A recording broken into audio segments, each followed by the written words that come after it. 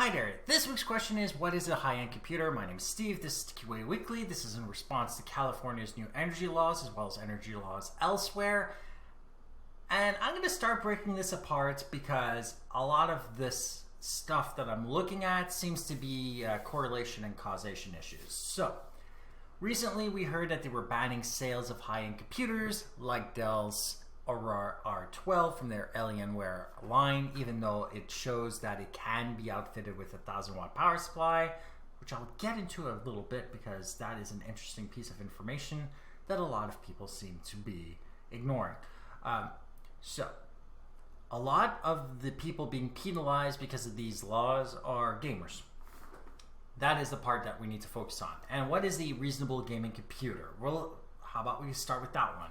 So we're talking things like quad cores or graphics cards like in the NVIDIA series that terminate in 50 or 60 or better. We're talking about 16 to 32, maybe 64 gigs of RAM and a 80 plus rated power supply, which is also important since 80 plus power supplies are also more power efficient than your cheaper counterparts put into a lot of pre-builds. So, if we're talking about a processor that has 4 native cores or more, we're talking about a processor that can achieve more tasks per second. If we're talking about a graphics card that has at least enough VRAM to render for the amount of pixels on your screen and a good enough graphics processor to be able to render your games at 60 FPS or better, we're talking about something that's reasonable. Power supplies that are rendering power efficiently also use less power, and RAM doesn't have too much of an effect on the computer. So, I'm talking about energy-wise. And this would allow most people to game, and that's fine. You know, the way gaming is set up in computers isn't all that heavy compared to rendering. Are there a few valid points in having better hardware? So for more professional uses, film editing, rendering of animations, of all that, especially smaller studios that don't have the money to buy professional hardware, better hardware is more capable and in the right hands, doesn't take as long to render compared to cheaper computers that California seems to be shoving down their throat, which is going to bite them in the end. If you imagine electricity like flowing water, you can imagine that the longer the task takes, the more energy is required to flow. So the same task, if in a high-end computer taking 15 seconds, takes significantly less power than if the computer next to it, which is a lot slower, takes 2 minutes or half an hour. That's a lot more power being used, even if you would think the higher-end computer is using more power. It's one of those correlation causation things where you think you're right because that computer uses more power, but it doesn't use that same amount of power over the same amount of time, meaning that you can't actually use that argument. Also, power supplies are never pinned to their maximum rated. So if we're talking about Dell dropping from whatever they were at down to 1,000, it means that that entire headspace that they had wasn't necessary and therefore wasn't being used. What is essentially happening is that Dell's dropping the power supply wattage, but it also is not making the computer more efficient. It's making it less efficient because depending on where it is in the curve for the 80 plus, and 80 plus does have an efficiency curve, they may have reduced the efficiency at the same time by doing that. So we also know that if we're in the most efficient part of the power supply and that our tasks are purpose built to the computer or the other way around, that we're going to use less power over time and therefore we're going to be more power efficient. But then there's other things that you have to keep in mind. Gaming requires the end user to be in front of the computer. Word processing too, some rendering might take longer than the user is willing to stay in front of the computer, but for the most part, there's a task, there's a finite amount of time this task takes, and that's it.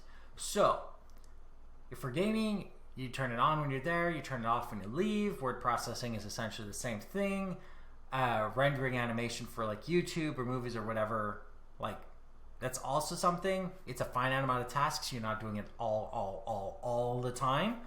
And while I understand that places like California are trying to reduce their carbon footprint by reducing the amount of energy demand on their network, they kind of have it backwards. Everything's going digital. We're going to end up using more power over time. We're going to have to be more efficient with how we use the power, but also learn how to create more power in a way that is not going to be detrimental to the environment.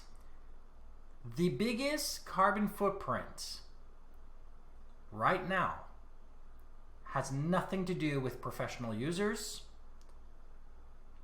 and has nothing to do with your gamers. It has to do with crypto miners. Now, you could say that a crypto miner is a professional user, but I don't think so. Like, they might be professionals in their skill sets, but I won't count them as professionals, since we're not talking about people building entertainment or engineering or whatever. We're talking about people generating money in a way that is not efficient at all. So the law, as it's written, is targeting the wrong group and should be targeting crypto miners. Now, the problem in California has to do with the power grid. Crypto miners are affecting the power grid and affecting all the users. There is a way to deal with that that doesn't necessarily punish the people down below, and that is to use a sliding scale on the power usage costs. Meaning that you set up a scale where most people get to live inside that scale, never be affected whatsoever. Rich, poor, whatever. If you don't crypto mine, and this is how much power your house is supposed to use per day, per week, per month, per year, then fine. You don't have a cost increase whatsoever relative to you because you're not using that much power. However, crypto mining uses a lot more power than most people typically use. Not just because they're using more graphics cards. Yes, that does count.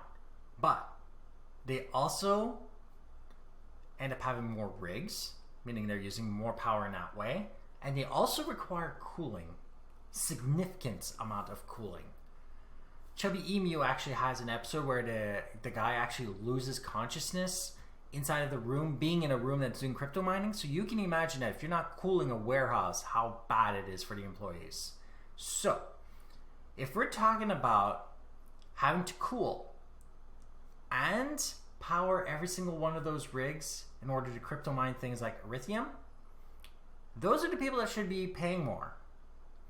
And this would force them to go into more greener pastures of power like solar and wind. And then that might actually reduce the load. But if they don't do that, it will cost them more. And they can end up flipping the bill for upgrading the power network inside of California and other places. Those are the people that should be punished, not the gamer who wants to buy a standard Aurora R12, which apparently is never going to use the top part of the power supply, and therefore whoever made the law is using correlation and causation wrong and has no idea what they're talking about, especially when it comes to technology. So I hope you liked this episode, but if you didn't dislike this episode, and if you dislike it, you're probably one of those politicians pushing this. If you think someone else can benefit from this, share it. Otherwise, you can drop your comments down below. If you have any questions, comments, suggestions for questions, ask at TQAweekly.com or go to my website, TQAweekly.com, where you can see show notes on this episode, past others, find other ways of subscribing, and of course, use the contact form to email me directly. And if you want to see me play video games, I am now streaming again Friday, Saturday, Sunday from 7 to 9 p.m. Eastern. Thank you for watching, and goodbye.